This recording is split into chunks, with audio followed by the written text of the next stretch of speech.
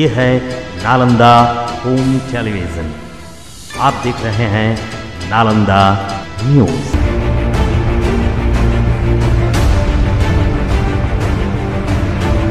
नालंदा सर्वोदय नगर 4 लोगों की हुए नृशंस हत्याकांड का पुलिस ने किया खुलासा। नालंदा जिले के दीपंगा थाना इलाके के सर्वोदय नगर मोहल्ले में 4 लोगों की हुए नृशंस हत्याकांड मामले का पुलिस ने खुलासा कर लिया है। इस हत्याकांड मामले में शामिल 5 बदमाशों को पुलिस ने गिरफ्तार कर न्यायिक हिरासत में भेज दिया है। नालंदा के एसपी नीलेश कुमार ने बताया कि पिछले 5 अक्टूबर को मृतक रवि कुमार के ससुर ने थाने पर आकर सूचना दिया था कि उनकी पुत्री और दामाद का पिछले 2 दिनों से मोबाइल बंद है। घर जाकर देखे तो कमरे में ताला लगा हुआ है और कमरे से बदबू आ रही है।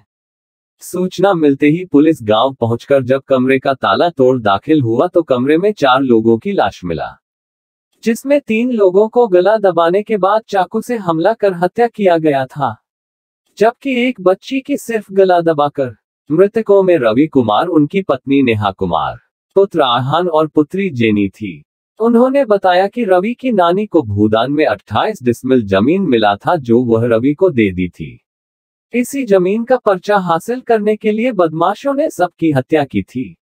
पकड़े गए बदमाश मृतक के काफी नजदीक थे, जिस कारण 4 लोगों की हुई इस नृशंस हत्या का किसी को भनक नहीं चल सका। गिरफ्तार बदमाशों में इसी थाना इलाके के देवीसराय निवासी वीरेंद्र पासवान, सर्वोदय नगर निवासी महेंद्र पासवान, मघड़ा निवासी प्रदीप पासवान, मघड़ा निवासी रामप्रवेश पासवान और शेखपुरा जिले के बीरपुर निवासी चंदन उर्फ टुनटुन पासवान है। गिरफ्तार वीरेंद्र पासवान मृतक के बहन का नजदीकी है, जबकि नेहा के पिता ने रवि के पिता बहन समेत 5 लोगों के विरुद्ध संपत्ति हड़पने को लेकर हत्या करने का मामला दर्ज कराया था। छापेमारी टीम में डीएसपी डॉक्टर शिबली नोमानी, थानाध्यक्ष मुश्ताक अहमद और डीआईयू के पदाधिकारी व जवान शामिल थे।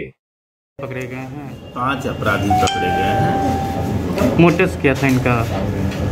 मोटिव इन लोगों ने पहले चाकू से वार किया रवि जो मृतक हैं और उनकी पत्नी को, उसके बाद दोनों को वो गला दबा करके हत्या कर दिया और उनके बच्चे को सिर्फ गला दबाकर हत्या करने के प्रमाण मिले हैं। पोस्टमार्टम बोर्ड ऑफ डॉक्टर्स द्वारा करवाया गया और हमारी बात भी डॉक्टर्स के पैनल से हुई है इस बिंदु पर। कारण क्या रहा है? घटना का कारण वही है जो भूदान में मिली जमीन के पर्चा को हथियाने का विवाद है। वो 28 डिसमिल जमीन है जिसमें मृतक का घर और उसके पीछे का जो जमीन है वही है। ये ज़मीन आज के डेट में काफ़ी कॉस्टली है क्योंकि शहर से बहुत नज़दीक है। तो इन अपराधियों की नज़र उस ज़मीन पर थी, जिसके पास वो पर्चा होता है उसी का ज़मीन होता है। तो अभी एविडेंस नहीं आया है। अभी इस बिंदु पर हम लोग अनुसंधान कर रहे हैं। उनकी बहन का भी नाम एफआईआर में है, उनके फादर का भी मृतक के एफआईआर में है, बट हम लोग अभी तक एविडेंस नहीं है। एविडेंस यदि मिलेगा तो हम आपको ज़रूर बताएंगे। सभी आरोपी कहाँ के रहने वाले? उसमें जो मुख्य आरोपी हैं वो मघड़ा के रहने वाले हैं और बाकी कुछ सर्वोदय नगर के हैं और अगल बगल के ही रहने वाले हैं और कहीं दूसरे जगह के अपराधी नहीं हैं।